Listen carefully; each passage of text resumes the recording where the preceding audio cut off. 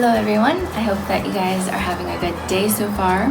I just wanted to make a video and give you 5 scripture memorization techniques that you can use. Sorry, I thought the birds were coming. Number 1, plan your time, right?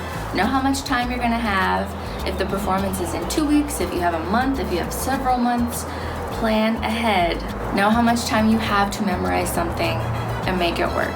Number 2, know your learning style. This is so helpful. Some of my professors in college would use this just so that they knew how to teach us better. If you know me pretty well, you know that I do not take auditory instructions that great.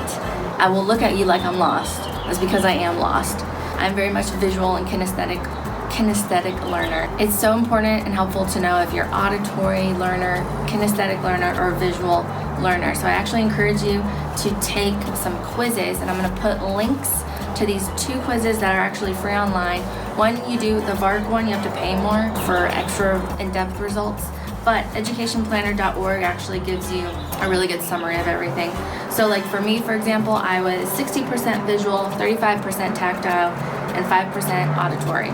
But this is super helpful so if you're auditory, you know that maybe you should record yourself in voice memos in your phone saying your script and then listen to it back. Even though auditory isn't my first learning style, that actually really helps me because, for example, the more and more you listen to a song, you just naturally memorize the lyrics. We all know the lyrics to our favorite songs. For visual learner, you might want to storyboard the piece if that seems to help you. If you're a kinesthetic learner and you already know the blocking, it's very helpful to apply the blocking to your lines in your space so that you are connecting your lines to movement. Just knowing your learning style in general is helpful in all situations of life. Number 3, memorize ideas, not just words. This is super important. Context matters. I would say dance is more my forte, but when I have done drama before, knowing the context has actually helped me save us, I would say, whoever I was in the scene with, because I knew someone else's character.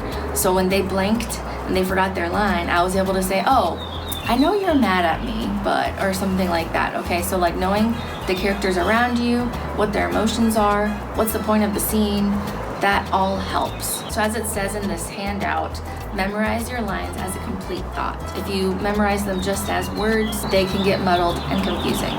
Number 4, be comfortable. You want to make sure that the environment that you set for yourself to memorize something is free of any distractions, or as little distraction as possible. Wait till this car goes by. So maybe if you're at home, you want to go out in the front yard for a little bit, or the backyard. If you're in an apartment or some kind of complex like I am, I decided to go out on the balcony today, also to just switch things up. Number 5, move. After you've completed memorizing something, it's very helpful to do something active that kind of just lets your brain relax. So if it's nice out like it is today, I would encourage you to go on a walk or take a nap. There is something about sleeping. I think I've read before that when you sleep, your brain is actually organizing information you learned that day. So I hope that this was helpful. If you have any tips, I would like you to please leave them in the comments, as we are all one community, and so all of us helping each other and giving each other our ideas will just make us better people. And if you have any questions, please let me know. Where are these web pages?